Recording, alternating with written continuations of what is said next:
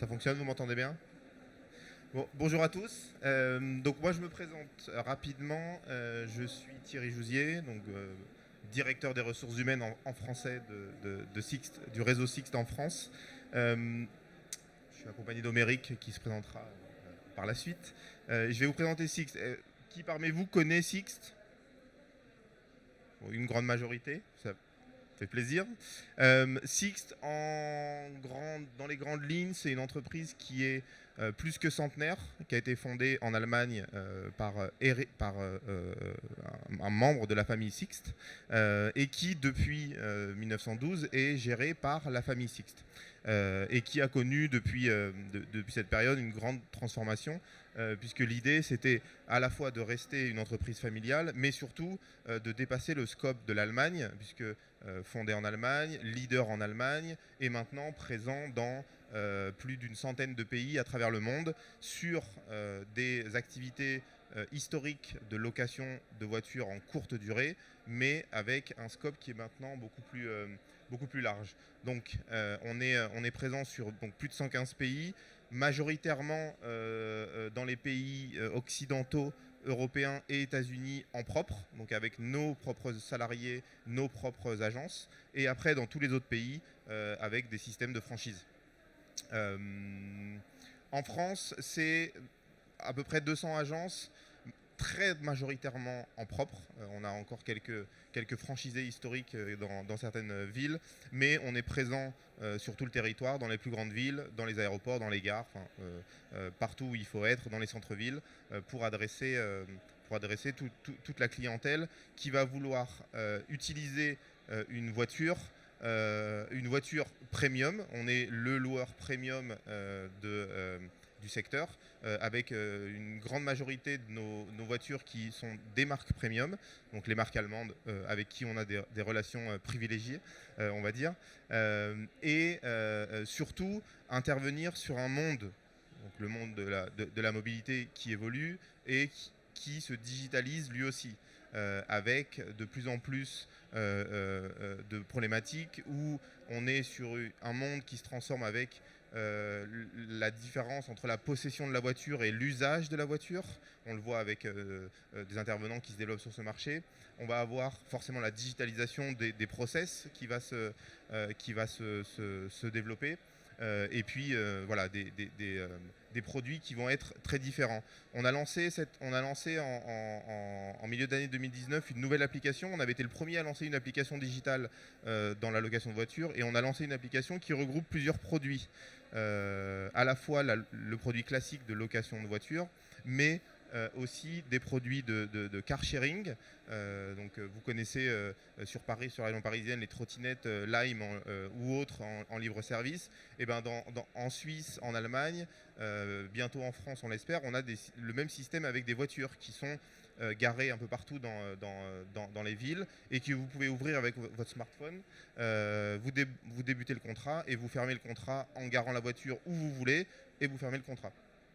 Et après, on a aussi un segment qui est ce qu'on appelle le ride, qui est la voiture avec chauffeur, donc Uber-like, donc une plateforme sur une application unique où vous pourrez choisir ces différents produits. Et le motto de notre patron actuel, good is not good enough when better is expected. Et donc c'est aussi pour ça que moi dans mon métier, je vais être à la recherche de partenaires innovants pour répondre à des problématiques que j'ai. La problématique qui nous concernait ici, c'est le recrutement. Le recrutement de fonctions commerciales dans le retail. Aujourd'hui, on a des difficultés à trouver ces profils et quand on les a trouvés, on a des difficultés à les garder. On a un quart de nos périodes d'essai dans le réseau Sixt en France qui ne sont pas validées. Un tiers des périodes d'essai qui ne sont pas validées sont liées aux nouveaux collaborateurs qui finalement ne se sent pas à l'aise ou pense avoir fait un mauvais choix ou n'est pas à l'aise avec la vente. Et les 2 tiers, en revanche, c'est nous qui soit nous RH, soit nous managers, qui avons fait une erreur de recrutement parce que les attentes qu'on avait mis dans la performance commerciale du nouveau collègue ou sa capacité à s'adapter dans un environnement de stress, un environnement de front office, un environnement avec des horaires dans les aéroports qui peuvent aller de très tôt le matin à très tard le soir, du lundi au dimanche, du 1er janvier au 31 décembre. Donc c'est des problématiques très particulières. Et donc, on a sur ces fonctions-là un besoin de mieux qualifier les profils qu'on va recruter. On a fait une analyse et on a vu que, pareil que sur la formation, en recrutement, on a une capacité à mieux évaluer la personne et à mieux analyser ses forces et ses compétences en le faisant faire et en le faisant pratiquer. On voit que dans les recrutements, on se base beaucoup sur les expériences passées. Or, ce n'est pas l'élément le plus efficace pour juger de la pertinence de l'adaptation à un collaborateur dans sa nouvelle structure. Et donc, ça, vous la connaissez. Je pense que ceux qui s'intéressent à la formation, c'est une pyramide qui est un peu plus adaptée à la formation en pur et dur. Mais quand j'ai rencontré Homeric et Pitch Boy, on a parlé de ça et ça m'a paru assez intéressant pour pouvoir le mettre en application chez Sixt sur du recrutement, pas sur de la formation. Donc sur du recrutement, moi j'avais des objectifs qui étaient assez clairs. Il fallait que j'adapte mon process de recrutement, qui n'est plus adapté aux générations actuelles qui cherchent un emploi. Il fallait que je voulais utiliser une technologie un peu plus innovante, un peu plus moderne pour me démarquer aussi de la concurrence. Et j'avais besoin de continuer à mettre en situation réelle les candidats.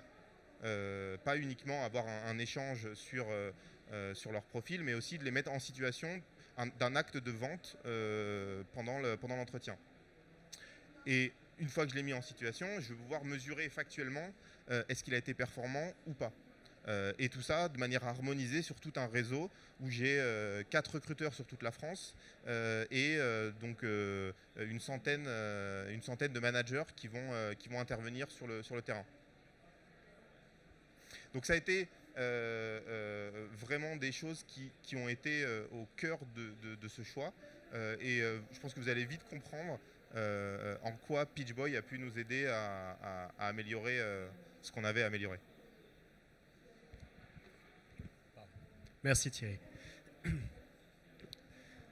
Donc Pitch Boy, on a une société qui est jeune. On a officiellement 1 an depuis le 14 janvier 2019 et on se démarque énormément de tout ce que vous pouvez voir sur le marché parce qu'on a développé une technologie très particulière de compréhension du langage naturel. Et quand on utilise la compréhension du langage dans des mises en situation le plus réaliste possible, ça nous permet de travailler sur la mise en situation de recrutement, mais aussi de formation pour des commerciaux, etc., de management et autres. Après, on a fait un choix très pragmatique qui est de dire, si on arrive à former des gens sur des plateaux téléphoniques, pourquoi est-ce qu'on ne pourrait pas le faire dans des situations réelles ? Et donc pour ça, on a choisi d'intégrer de la vidéo à 360, ce qui permet, comme vous allez le voir dans la boutique Sixt, quand les candidats sont mis en situation, de se retrouver dans l'environnement de travail qui va être le leur demain.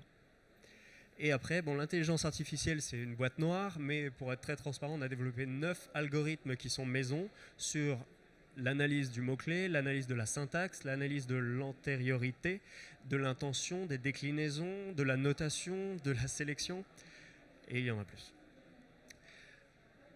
Vous pouvez le voir, même si on a 1 an, on a la chance de travailler avec des marques très prestigieuses, dont Sixt, et d'avoir toujours une situation qui va être créée sur mesure. Voilà à quoi peut ressembler un arbre décisionnel. C'est de l'ingénierie pédagogique. Aucune compétence particulière n'est nécessaire et on accompagne l'entreprise pour faire l'extraction de son savoir-faire. On interviewe aussi le terrain parce qu'il y a souvent une frustration qui est éprouvée du terrain quand des décisions sont prises par la formation trop rapidement et qu'on leur demande d'apprendre des choses qui pour eux sont décorrélées de la réalité.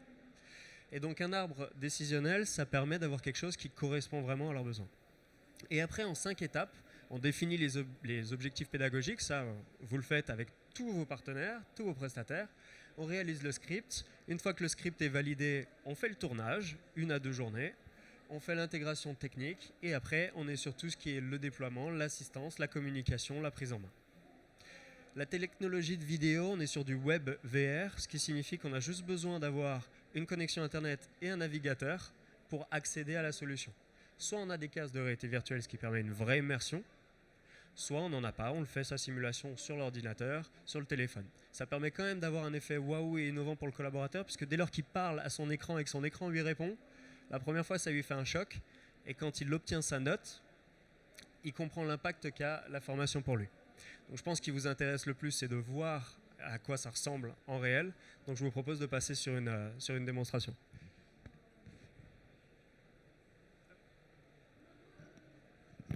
Donc on est sur une vidéo, les soucis de Wi-Fi des salons obligeants. Donc je vais tout simplement faire play. On est sur la page web. Donc là, le candidat qui n'a jamais eu de formation va d'abord avoir une introduction. Bienvenue dans cette simulation. Vous êtes dans une agence de location Sixt située en ville, dans le centre de la France. Nous sommes le mardi 3 février. Merci. Vous avez 4 véhicules disponibles pour une location. Une Renault Twingo, une Opel Astra Break, un Ford Kuga et une BMW X1. Je fais pause pour vous accompagner dans cette vidéo.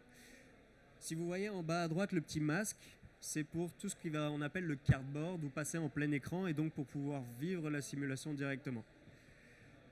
La raison de l'introduction qui est volontairement longue, c'est que les candidats n'ont jamais eu de formation. Donc pour eux, ils découvrent l'univers, ils découvrent les best practices.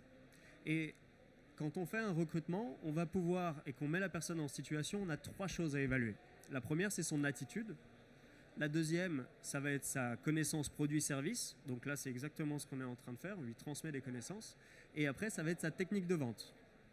Pour toutes les entreprises, il est très facile de former les personnes. Vous avez tous les outils pour les former à la technique et la connaissance produit-service. Par contre, l'attitude, c'est beaucoup plus complexe. Donc quand on est justement avec une société où on a un turnover important, alors qu'on est Great Place to Work, eh bien, c'est important de pouvoir faire une présélection en amont et s'assurer que les collaborateurs qui vont rejoindre l'entreprise ont bien le bon mindset. Donc si je vous fais une avance un peu plus rapide, dès que vous êtes prêt, vous dites OK Sixt et ça va lancer la simulation. Vous êtes prêts? Dites OK Sixt pour lancer la simulation. OK Sixt.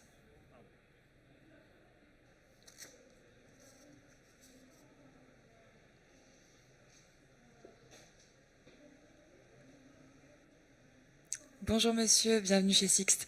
Est-ce que je peux vous renseigner? Bonjour. J'aimerais louer une voiture pour le week-end. J'ai regardé rapidement sur Internet. J'ai vu que vous aviez une Twingo disponible. Alors oui, effectivement, nous avons bien une Twingo disponible, mais j'aimerais vous poser quelques questions dans un premier temps. Quand est-ce que vous souhaitez partir? Ouais, on est rentré dans une discussion naturelle. Il n'y a pas d'indication à l'écran pour choisir A, B, C ou D. C'est contre-productif, ça ne permet pas un ancrage mémoriel. La réalité virtuelle permet un ancrage émotionnel parce qu'on retrouve le lieu. Mais le fait de se retrouver avec le droit à l'erreur, un environnement bienveillant et un accompagnement, ça permet de travailler sur l'ancrage émotionnel qui permet d'avoir des personnes qui vont monter en compétences bien plus vite. Et dans le cadre du recrutement, de leur permettre de se tromper, d'apprendre les règles et de recommencer. Si au bout de la 2e fois, eh bien on sait que l'attitude n'est pas présente ou que la connaissance n'est pas là. Donc je fais une avance rapide. Là, la discussion continue. Identification du besoin, proposition du véhicule adapté, vente complémentaire, closing. Les aides qui restent à l'écran. Donc si vous reconnaissez, on est dans la boutique de Saint-Germain-en-Laye, pour ceux qui sont clients. Hop, et ma souris. Et quand on arrive vers la fin de la simulation,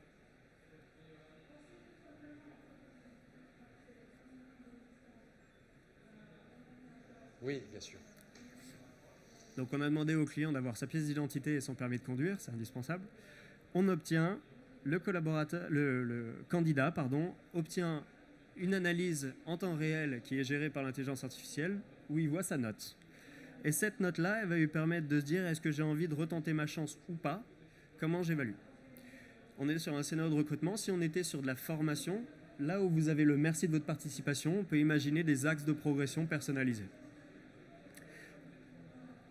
Derrière, le candidat a également un bouton « Revoir » pour pouvoir rejouer la simulation et pour pouvoir voir quelle a été sa performance.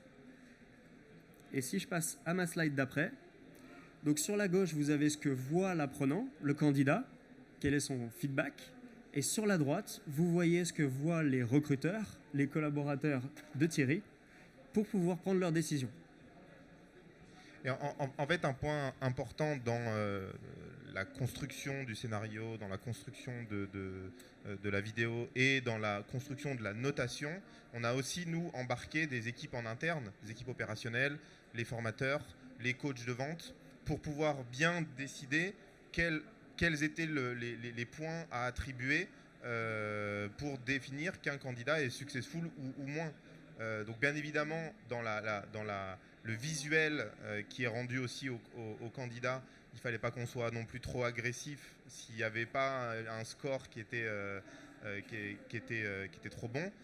Donc toute cette approche de définir des scores qui soient atteignables, parce qu'on se rappelle qu'effectivement on a des candidats qui viennent normalement de la vente ou du tourisme majoritairement, donc qui ont normalement ces aptitudes de base, mais on voulait aussi laisser la chance à des profils un peu différents qui, par leur attitude ou par leur naturel, pourraient aussi obtenir des scores qui soient intéressants.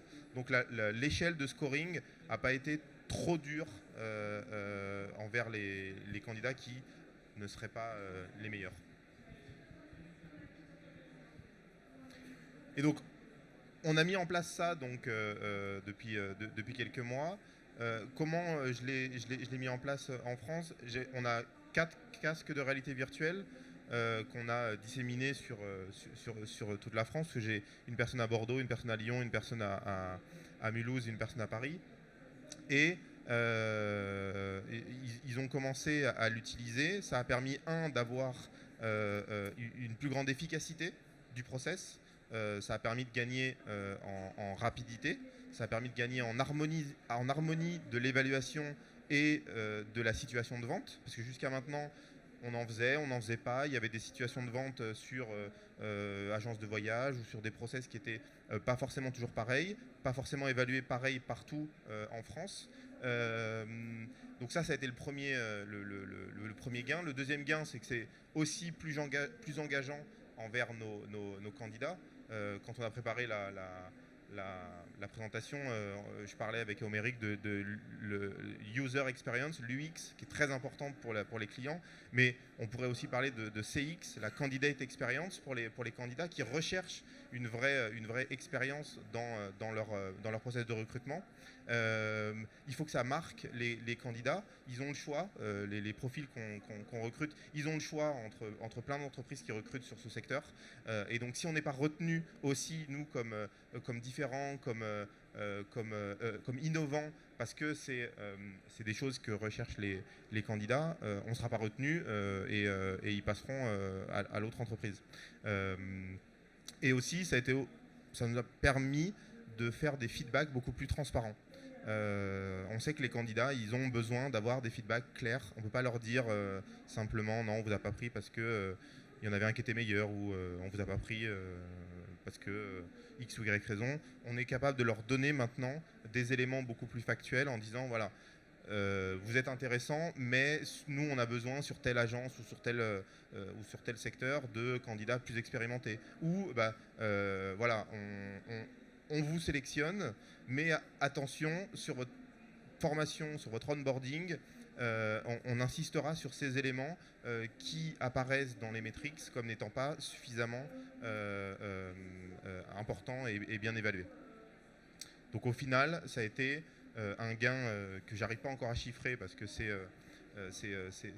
récent depuis la fin de l'année dernière, mais qui nous amène et qui nous donne déjà des premiers signaux très positifs, aussi envers les managers qui se retrouvent aussi intéressés parce qu'ils peuvent regarder la simulation que le candidat qu'ils vont rencontrer dans un de second temps aura fait. Et donc on pourra les aider et ils pourront eux aussi, pendant leur entretien, insister sur divers éléments qu'on aura identifiés au préalable. Est-ce que vous avez des Merci questions ? beaucoup. Alors moi j'étais ravi d'avoir cette présentation parce que j'étais très curieux de voir comment l'AVR et la reconnaissance vocale pouvaient fonctionner. Merci de la démo. Est-ce que vous avez des questions? Oui, plein. Ça tombe bien, on a un peu de temps. Bonjour Michael Touzet. Par rapport au scénario qui a tourné là dans la vidéo, est-ce que vous captez des éléments de vidéo où vous faites une anticipation sur les questions qui vont être posées, ou est-ce que c'est l'algo qui permet d'aller vraiment calibrer la réponse donc, de cet individu client dans cette simulation? Alors, c'est une des raisons pour laquelle l'interview, enfin, faire participer les opérationnels terrain est indispensable, c'est qu'on doit anticiper toutes les réponses. Quand on est sur un scénario de recrutement, en fait, le scénario de recrutement, c'est une mise en situation à la vente. Ce qui fait qu'on sait que quand le client arrive, on va d'abord évaluer l'accueil, puis après l'identification de besoins. Donc quelles sont les questions qui sont posées, quelles sont les questions qui sont rarement posées, très fréquemment posées. Et on va, dans cet arbre décisionnel-là, créer on va faire un chapitrage. On le fait de même pour de la vente, pour du management et autres. Et après, on a ce qu'on appelle les boucles de recadrage. Donc les boucles de cadrage, ça va être qu'est-ce qui se passe si jamais une personne, vu qu'il est potentiellement en autonomie, va s'amuser à insulter son client ou prospect. Eh bien, on va avoir des répliques qui vont être « mais ça ne vous va pas de me parler comme ça ?» ou on fera des répliques de cadrage. Et si vraiment on est sur un champ où c'est une réplique qu'on a anticipée mais pour laquelle on a décidé de ne pas faire de séquence vidéo, on va afficher une aide contextualisée sur le téléphone, sur l'écran. Pardon. Ça répond à la question. Alors, on en a d'autres. Oui, bonjour. Je voulais parler de la diffusion. Aujourd'hui, vous êtes sur une plateforme déjà intégrée dans la solution, ou est-ce qu'il y a moyen de la plugger sur une plateforme RH ou une plateforme de formation? Alors aujourd'hui, Sixt utilise directement depuis le site de PitchBoy. On a 3 outils. Il y a à la fois le site, on peut l'héberger sur n'importe quel site, on peut l'intégrer, le plugger avec le LMS. On a un outil, nous, Auteur, sur lequel on est en train de travailler pour justement le mettre demain à disposition des centres de formation de nos partenaires et de nos clients. Et le troisième, qui est une bibliothèque sur laquelle on va agréger l'ensemble des contenus. Parce que plus on travaille avec des centres de formation, plus ils ont envie de mettre en avant leur savoir-faire et donc créer des scénarios génériques. Et ce qu'on s'était dit, c'est que pour le recrutement, c'est très particulier. Pour Sixt, le recrutement de Sixt n'a rien à voir avec le recrutement d'autres sociétés de location. Mais pour des situations de management qu'on peut retrouver chez Sixt, on peut très bien avoir « formez-vous à telle situation de management » en suivant les best practices de Sixt. Merci. D'autres questions? Oui. Bonjour. Quel ordre de grandeur d'effort en jour homme, en euros, mais grande maille, très grande maille si c'est révélable, mais qu'on se rende compte, et sur combien de temps d'efforts conjoints, parce que j'ai compris que c'était un gros travail conjoint. Voilà. En gros, la question là, c'est est-ce que c'est accessible ou c'est quelque chose de tellement sophistiqué, inatteignable, voilà. Alors, honnêtement, d'un point de vue client, c'est très accessible en termes de compétences. En termes de temps, on a filmé, je crois que c'était le 14 juillet. Enfin, après, il y a eu tout le travail en amont et en aval, et ça nous a pris à peu près 6 mois pour tout déployer. Et en implication jour-homme de mon équipe, moi j'avais une personne de mon équipe qui était sur ce projet, et très honnêtement, je pense que son implication a été incomparable par rapport à l'implication qu'il y a en back-office chez PitchBoy, mais il a pu mener à bien à la fois son recrutement, parce qu'il recrute sur le secteur parisien, et ce sujet en parallèle. Donc il avait des points hebdomadaires avec PitchBoy, et il avait aussi en parallèle des points avec des équipes en interne pour développer le scénario et la notation de la performance. pour enrichir un petit peu, aujourd'hui, on est plus sur 4 mois. C'est-à-dire que, étant donné qu'on était jeune, on avait une courbe d'apprentissage qui était très, très, très longue. Thierry nous a fait confiance dès le début. J'espère que tu es content aujourd'hui. Mais voilà, on a réduit, aujourd'hui on est sur 3 à 4 mois. La première phase, qui est la phase d'écriture du scénario, c'est là où notre partenaire, notre client va être le plus sollicité, parce que forcément on ne part pas en tournage aujourd'hui tant qu'on n'a pas le scénario qui a été validé par les équipes en interne, avec les aléas d'aller-retour. Mais sur ce mois-là, on considère qu'il y a 3 à 4 workshops de 2h30, 3h, qui vont être vraiment sur jouer le scénario tel qu'il est. Et après, les coproches dont on parlait, c'est 30 minutes. C'est quand on a réalisé les modifications qui avaient été demandées, qu'on puisse la valider et s'assurer qu'on est bien dans la bonne direction. Donc effectivement, en temps de temps jour homme, 1 mois. De notre côté, c'est un chef de projet dédié, plus les équipes techniques qui vont avec. Parce que l'intelligence artificielle, il faut lui apprendre, il faut l'entraîner. Après, une fois que la partie de tournage se met en place, les 1 à 2 jours, on aime bien nous faire intervenir le client et servir de figurant également dans le décor. Mais toute la partie post-production, ça va être vraiment que nous.